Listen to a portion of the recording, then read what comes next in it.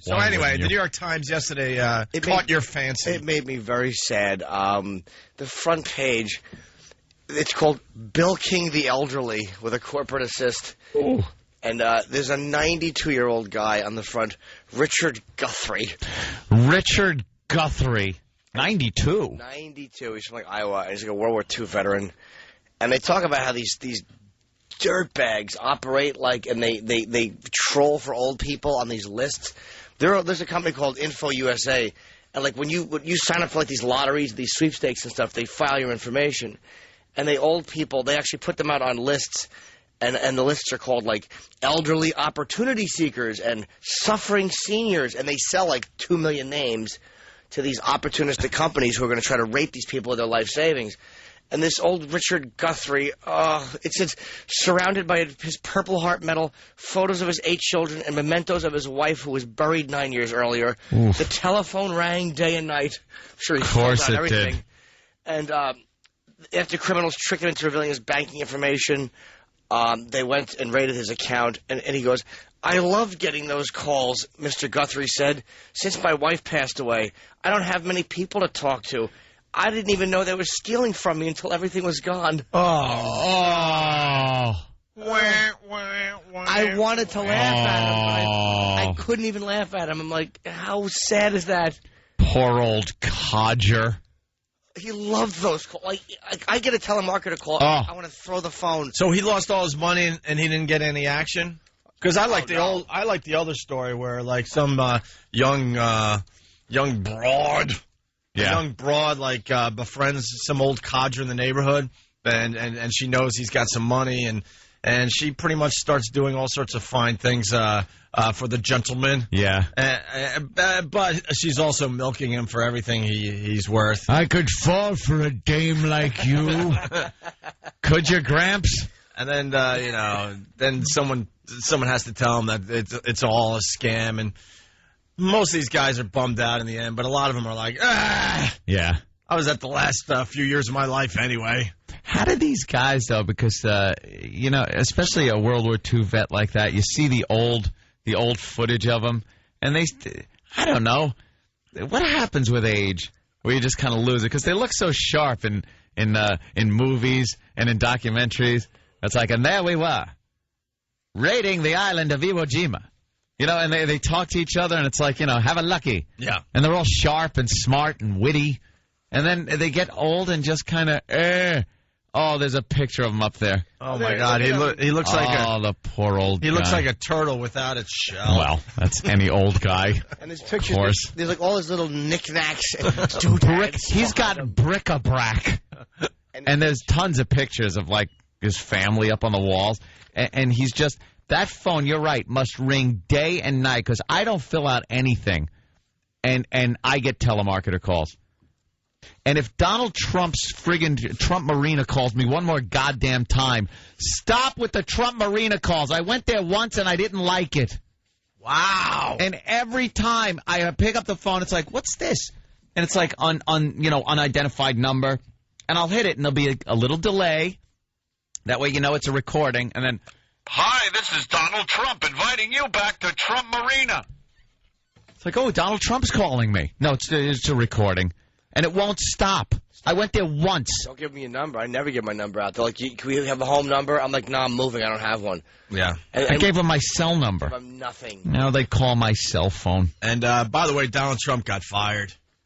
No, he quit, he says. Yeah, whatever. The Apprentice, the ratings were so awful that they didn't pick it up for another season. And they basically said, we're not picking this up for another season. And I quit. And Donald Trump, Trump said, I quit. I quit. No, you got fired. No, I didn't. I quit. You're fired. There's more on Anyway, go ahead. More on the old fella. This is so sad. I was so bummed out all day yesterday at the state of humanity. Say how much he went through? 100,000. Yeah. What was he going to use it for, really? I don't know, but think about it. A nicer final resting place. Well, that's true. Be an orange crate with his legs bent half. Oh, God. He had lived alone since his wife died. 5 of his 8 children moved away from the farm. Mr. Guthrie survived on roughly $800 a month that he got from Social Security. Because painful arthritis kept him home, he spent many mornings organizing the mail that just tells you organizing the mail, just straightening it out, putting it in a certain order, ready to be read and dealt with. You know, I'm not saying it's this guy or anyone in particular, but some people live too long. Some people just live too long. It's a sad thing. Something tells me he's probably outlived a lot of his family and stuff. Does he have kids? What, 8 of them. Where the hell were they? Well, I don't. They're living their lives. They don't take a personal interest in the old guy's life. So it's like he's kind of just in limbo, waiting to die. I think you're getting the wrong message from this story. No, I'm waiting for the criminal part. No, but the people stealing from him, and instead of saying that that's wrong, he's going, some people live too long. Yeah. Okay, well, Jimmy's got a good point. Yeah, Anthony. Wrong message. I am an ass. Anthony, this is a feel-good story. Let Jimmy finish. Okay, feel good, Jimmy. I felt bad for the old man. Well, if you're organizing your mail, like I get the mail, Yeah. I open it. If it's bill, I put it aside. See, I'm organizing, I guess. And then if it's crap, it goes through the shredder. Well, what is this guy organizing? Looking at it like it's just a bevy of opportunities. Yeah, it's his day. Home. That's his day. And it says, because painful arthritis kept him home, and this tells you all you need to know, he spent many mornings organizing the mail, filling out sweepstake entries, and listening to big band albums as he chatted with telemarketers. What a creepy scene. I really enjoyed those calls, Mr. Guthrie said. One gal in particular loved to hear stories about when I was younger. Oh, she didn't. No. Well, in his mind, he thought she did, though. Oh, how sad is that? She loved to hear stories when I was younger. And then it was 1943, and the Nazis were marching, and it was our job to stop them. Was it? What's your bank account number? 9465233789622. So, back to 1943. And so then what happened? Oh, we had a great time in Italy and France. I met a lot of young gals, and we'd give them silk stockings. You would, huh? What's the loan number on your car? 8359. It's through GMAC. That's wonderful. Tell me more. Oh, when we would get leave, we would go into France and be treated like kings by those people. Would you? Yes, we would. Me and my buddy Joe lost his head, but the Germans blew him up. Oh, they did. That's so sad. Social Security number?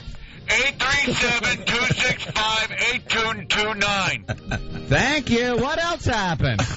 Oh, what a joy. We finally got a Jeep from the motor pool, and we drove it down to pick up some, ladies again in France, and they were just darling. They were wonderful. Were they? What did they do for you? Oh, they cooked, and they took care of us. I even got a hot bath. A hot bath? What's your password?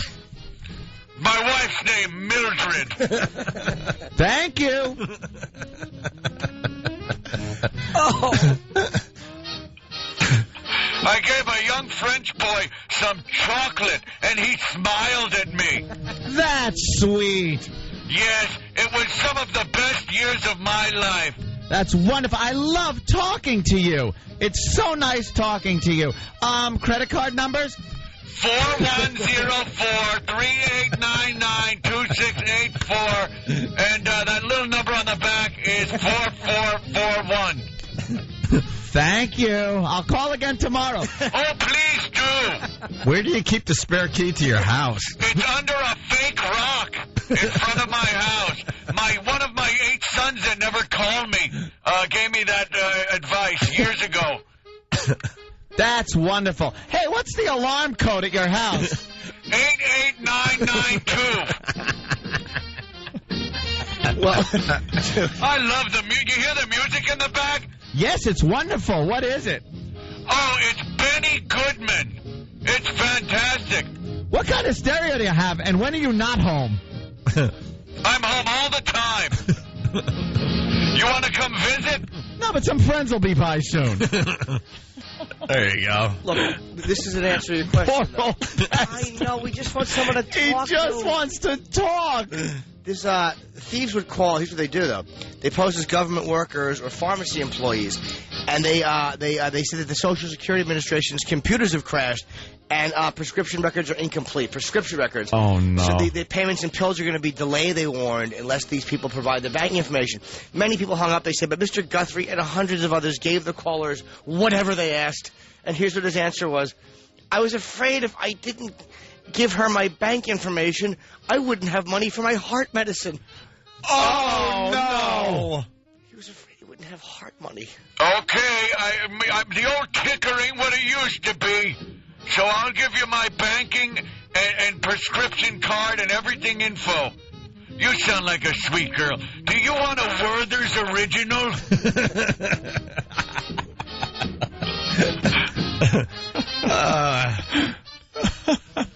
Oh, the poor old guy. That is horrid.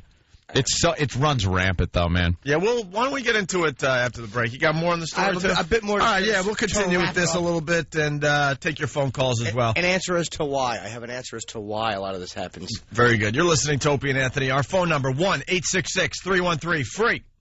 It's the Opie and Anthony Show on 92.3 Free FM.